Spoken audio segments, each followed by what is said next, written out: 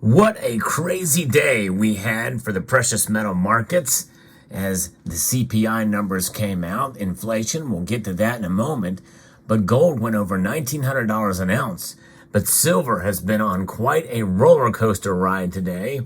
And we're going to talk about the reason why that is the case as we explore.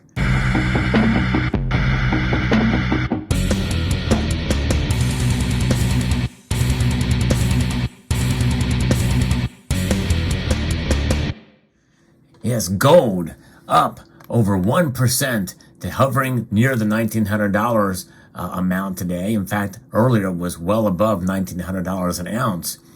And this is on Thursday after the data showing signs of cooling inflation in the United States boosted bets for slower rate hikes from the Federal Reserve. Doesn't that necessarily mean it's going to happen, but the market is betting that it will happen. U.S. consumer prices grew 6.5% on an annual basis in December, in line with expectations. So it really kind of just fell right into that pocket, but the markets still reacted very dramatically. The stock market is up and precious metals are up, but the dollar index is down. And by the way, this is after a 7.1% rise last month. Core inflation was in line with expectations as well.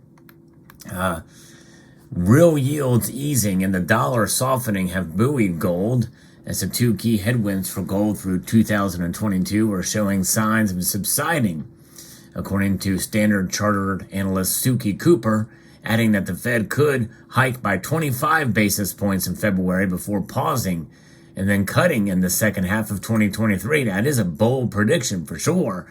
The dollar dropped 0.8% to its lowest since early June, making gold more attractive for other currency holders. Members of the Fed were quick to highlight that while CPI numbers were moving in the right direction, they stood by their stance to bring levels back to 2%. They see rates rising slower but longer and potentially higher. Philadelphia Federal Reserve Bank President Patrick Harker and St. Louis Fed President James Bullard see rates landing north of 5% to tame inflation, which peaked at 9.1% in June of 2022. Investors are pricing in a roughly 90% chance for a 25 basis point hike to a range of 4.5% to 4.75% at the next Fed meeting. And that is different. I'm still thinking they may do 50 basis points. But hey, they may continue to go down and just do a quarter point rate hikes from here on out until they stop and pause. The 50-day moving average has crossed the 200-day moving average. The favorable technicals of Golden Cross imply upside risk in the near term, although prices are closing in an overbought territory, according to Cooper.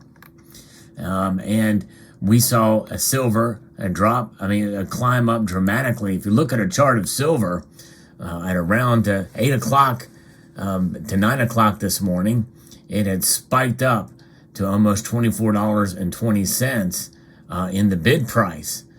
So it's really, and it's kind of come back down into more realistic territory, but it's still up right now as I'm recording this video with moments before the markets close. It is up over 1.6% now, up almost 40 cents to $23.89. But it did go far above the $24 mark earlier in the morning. Gold went up above $1,900 an ounce as well too, and now it is hovering back. It's at a 1.1% increase. The gold to silver ratio is at still very high, 79.74. So what gives with this wild ride with silver? I think they are. And gold too, but silver especially, I think what's happening is the analysts are digesting and the market is digesting these numbers as they come out and trying to interpret what's going on here. Because you think about it, it seems like it's good. Inflation is coming back down, at least what they're saying. But in reality, it's still up. And even if it goes down to 3%, as opposed to now, that would be cutting it in half from where it is now. That's the rate of growth year over year. It's still increasing. And folks got to realize that we're heading in the right direction. But why is that number so low? Well, we saw gas prices go down fairly substantially over the last measure. But now gas prices are going back up again. In fact, analysts say that gas prices very well could hit to over $4.15 a gallon by summer or late spring. And so that is going to move these numbers in the other direction. And by the way, eggs are up over 60 to 90%. And by the way, as well, too. So there's that you have to think about. And there's other metrics that are still have very high inflation. And even with the accounting for gas prices coming down, and during that time, which we know the gas prices are still going up, with inflation lower here, that's on top of where it was a year ago, which was well above 7%. In fact, it was probably around 7.3 or 7.4%. As I go back and look at this, I'm trying to look back here and see what we've got to see exactly where we are at.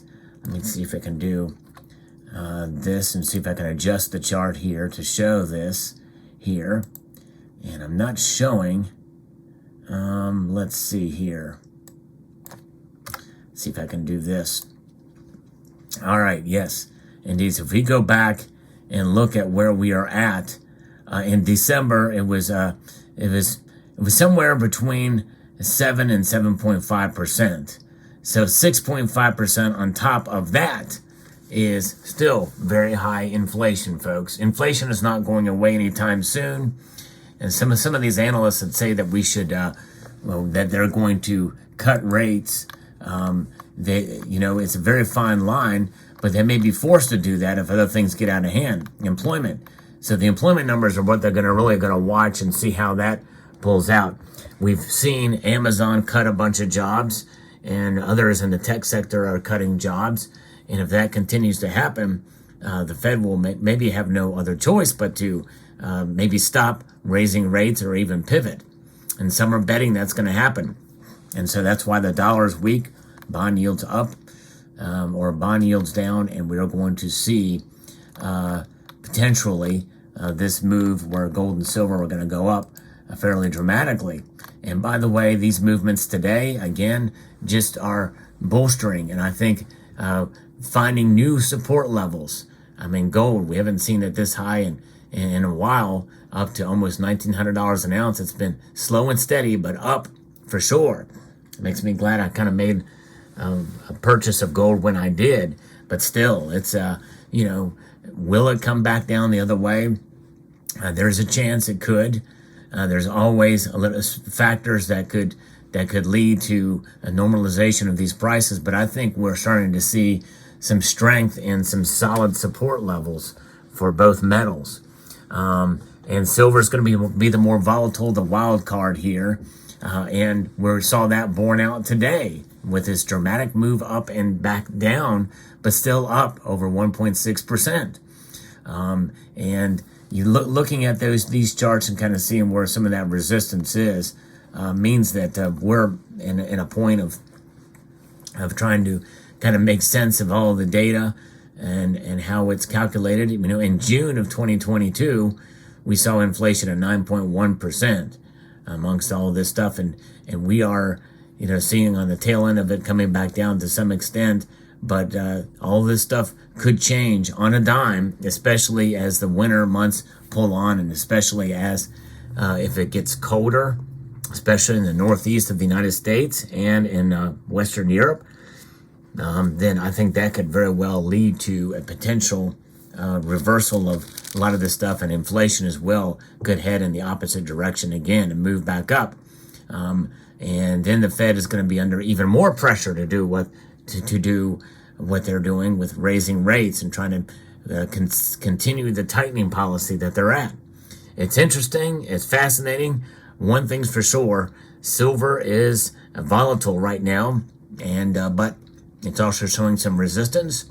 And I think it's a good idea to hold on to your silver if you have it, and continue to press on and utilize whatever methods within your budget you can to purchase when you can afford to do so. So there you have it. There's where the markets are today, and it's interesting and fascinating to watch. people often will comment on my channel when I post videos like this talking about the news, especially if it's the news of the day. They say, well, I don't really worry about it. I just continue to buy and press on. And that's fine. I certainly understand that. And really, even though I like to keep up with the markets and talk about them here on the channel, that's really a good advice, But I think that to just hang on and don't react necessarily, at least reacting out of fear or excitement in some cases. The idea is to keep a cool head. Cooler head shall prevail.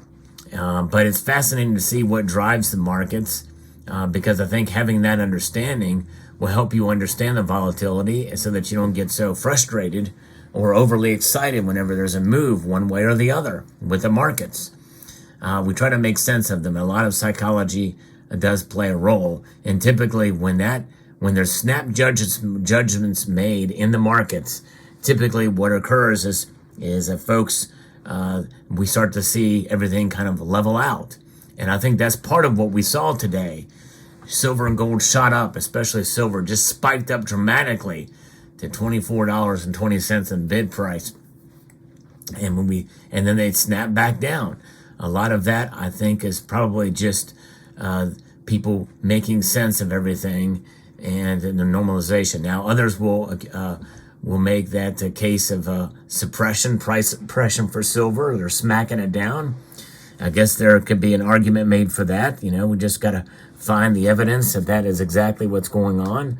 Either way, however you interpret it, this is what happens. The markets move, and they move in radical ways sometimes. So you have to be agile and flexible as we interpret the data and see where we're going. And no matter the case, as you see here in the display before you here, silver itself never changes. It is what it is and shall continue to be what it shall be. Its value, in a sense, never changes.